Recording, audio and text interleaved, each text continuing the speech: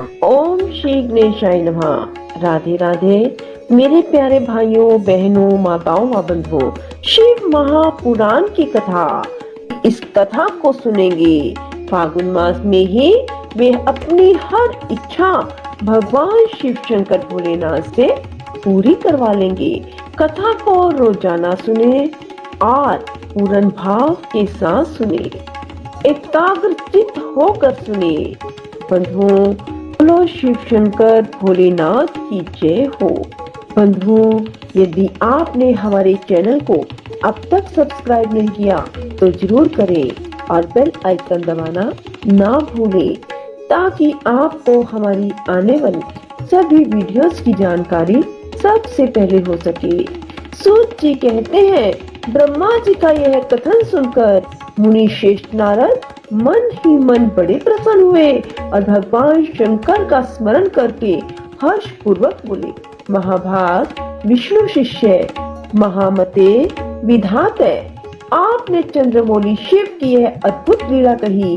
अब मैं यह जानना चाहता हूँ कि विवाह के बाद जब कामदेव प्रसन्नता पूर्वक अपने स्थान को चला गया, दक्ष भी अपने घर को पधारे तथा आप और आपके मानस पुत्र भी अपने अपने धाम को चले गए, तब पुत्रों को उत्पन्न करने वाली ब्रह्म कुमारी संध्या कहाँ गई? उसने क्या किया और किस पुरुष के साथ उसका विवाह हुआ? संध्या का यह सच्चरित्र विशेष रूप से बताइए। ब्रह्मा जी ने कहा, मुने, संध्या का वह सारा शुभ चरित्र सुनो, जिसे सुनकर समस्त कामनियां सदा के लिए सती साध्वी हो सकती है। वह संध्या जो पहले मेरी मानस पुत्री थी, तपस्या करके शरीर को त्याग कर मुनिश्रेष्ठ मेधा तिथि की बुद्धिमती की पुत्री होकर अरुंधति के नाम से विख्यात हुई। उत्तम व्रत का पालन करके उस देवी ने ब्रह्मा विष्णु और महेश्वर के कहने से श्रेष्ठ व्रतधारी महात्मा वशिष्ठ को अपना पति चुना। वह सौम्य स्वरूप वाली देवी सबकी वंदनीय और पूजनीय श्रेष्ठ पतिव्रता के रूप में विख्यात हुई। नारद जी ने पूछा, भगवान, संध्या ने कैसे, इसलिए और कहाँ तप किया? इस प्रकार शरीर त्याग कर वह मेधा तिथि की पुत्री हुई।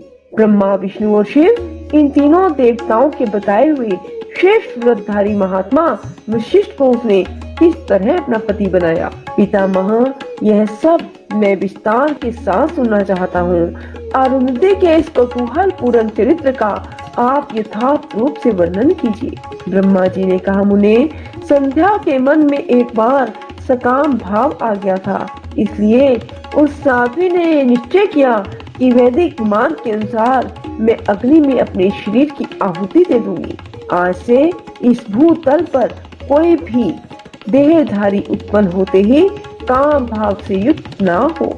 इसके लिए मैं कठोर तपस्या करके मर्यादा स्थापित करूंगी। इसके बाद इस जीवन को त्याग दूं। मन ही मन ऐसा विचार करके संध्या चंद्रभाग नामक उस श्रेष्ठ पर्वत पर चली गई, जहाँ से चंद्रभाग नदी का प्रादुर्भाव हुआ। मन में तपस्या का दृढ़ विश्वास ले संध्या को श्रेष्ठ पर्वत पर गई हुई जान मैंने अपने समीप बैठे हुए वेद वेदांगों के पारंगत विद्वान सर्वज्ञ जित आत्मा एवं ज्ञान योगी पुत्र वशिष्ठ से कहा, बेटा वशिष्ठ, मनस्विनी संध्या तपस्या की अभिलाषा से चंद्रभाग नामक पर्वत पर गई है। तुम जाओ और उसे विधि पूर्वक दीक्षा दो। वह तपस्या के भाव को नहीं जानती है, इसलिए जिस तरह तुम्हारे यथोचित उपदेश से उसे अभिष्ट लक्ष्य की प्राप्ति हो सके वैसा प्रयत्न करो। नारद, मैंने दया पूर्वक जब वशिष्ठ को इस प्रकार आज्ञा दी, तब वे जो आज्ञा कहकर एक तेजस्वी ब्रह्मचारी के रूप में संध्या के पास गए। चंद्रभाग पर्वत पर एक देव सरोवर है जो जलाशय चित्त गुणों से परिपूर्ण हो, मान सरोवर के समान शोभा पाता है। वशिष्ठ ने उस सरोवर को देखा और उसके तट पर बैठी हुई संध्या पर भी दृष्टिपात किया। कमलों से प्रकाशित होने वाला वह सरोवर तट पर बैठी हुई संध्या से उपलक्षित हो उसी तरह सुशोभित हो रहा था, जैसे प्रदोष काल में उदित हुए चंद्रमा और नक्षत्रों से युक्त आकाश शोभा पाता है। सुंदर भाव वाली संध्या को वहां बैठी देख मुनि ने कौतूहल पूर्वक उस प्रिहोल लोहित नाम वाले सरोवर को अच्छी तरह देखा। उसी प्रकार भूत पर्वत के शिखर से दक्षिण समुद्र की ओर जाती हुई चंद्रभागा नदी का भी उन्होंने दर्शन किया। जैसे गंगा हिमालय से निकलकर समुद्र की ओर जाती है, उसी प्रकार चंद्रभाग के पश्चिम शिखर का भेदन करके वह नदी समुद्र की ओर जा रही थी। उस चंद्रभाग पर्वत पर बृहल लोहित सरोवर के किनारे बैठी हुई संध्या को देखकर वशिष्ठ जी ने आदर पूर्वक पूछा। वशिष्ठ जी बोले, भद्रे, तुम इस निर्जन पर्वत पर किस लिए आई हो? किसकी पुत्री हो? तुमने यहाँ क्या करने का विचार किया है? मैं यह सब सुनना चाहता हूँ। यदि छिपाने योग्य बात ना हो तो बताओ। महात्मा वशिष्ठ की बात सुनकर संध्या ने उन महात्मा की ओर देखा। ये अपने तेज से प्रज्वलित अग्नि के समान प्रकाशित हो रही थी। उन्हें देखकर ऐसा जान पड़ता था मानो ब्रह्मचर्य देह धारण करके आ गया हो। वे मस्तक पर जटा धारण किए बड़ी शोभा पा रही थी। संध्या ने उन तपोधन को आदर पूर्वक प्रणाम करके कहा। संध्या बोली, ब्राह्मण, मैं ब्रह्मा जी की पुत्री हूँ। मेरा नाम संध्या है। मैं तपस्या करने के लिए इस निर्जन पर्वत पर आई हूँ। यदि मुझे उपदेश देना आपको उचित जान पड़े तो आप मुझे तपस्या की विधि बताइए। मैं यही करना चाहती हूँ, दूसरी कोई भी गोपनीय बात नहीं है। मैं तपस्या के भाव को, उनके करने के नियम को बिना जाने ही तपोवन में आ गई हूँ, इसलिए चिंता से सूखी जा रही हूँ। मेरा हृदय कांपता है। संध्या की बात सुनकर ब्रह्म वेताओं में श्रेष्ठ वशिष्ठ जी ने, जो स्वयं सारे कार्यों के ज्ञाता थे, उससे दूसरी कोई बात नहीं पूछी। वह मन ही मन तपस्या का निश्चय कर चुकी थी और उसके लिए अत्यंत उद्यमशील थी। उस समय वशिष्ठ जी ने मन से भक्त वत्सल भगवान शंकर का स्मरण करके इस प्रकार कहा।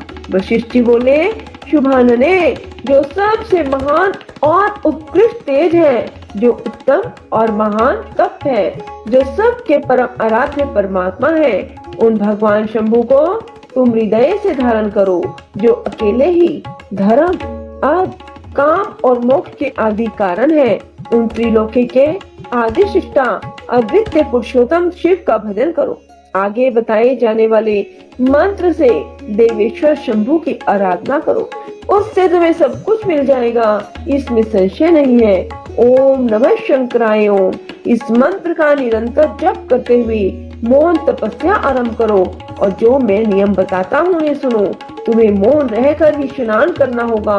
मौन अवलंब पूर्वक ही महादेव जी की पूजा करनी होगी। प्रथम 2 बार छठे समय में तुम केवल जल का पूर्ण आहार कर सकती हो। जब तीसरी बार छठा समय आए तब केवल उपवास किया करो। इस तरह तपस्या की समाप्ति तक छठे काल में जलाहार एवं उपवास की क्रिया होती रहेगी। देवी, इस प्रकार की जाने वाली मौन तपस्या ब्रह्मचर्य का फल देने वाली, संपूर्ण अभिष्ट मनोरथों को पूर्ण करने वाली होती है। यह सत्य है, सत्य है, इसमें संशय नहीं है। अपने चित्त में ऐसा शुभ उद्देश्य लेकर इच्छा अनुसार शंकर जी का चिंतन करो। वे प्रसन्न होने पर तुम्हें अवश्य ही अभिष्ट फल प्रदान करेंगे। इस तरह संध्या को तपस्या करने की विधि का उपदेश दे मुनिवर वशिष्ठ यथोचित रूप से उससे विदा ले वहीं अंतर्ध्यान हो गए। बोलो शिव शंकर भोलेनाथ की जय हो। राधे राधे। जय श्री कृष्णा।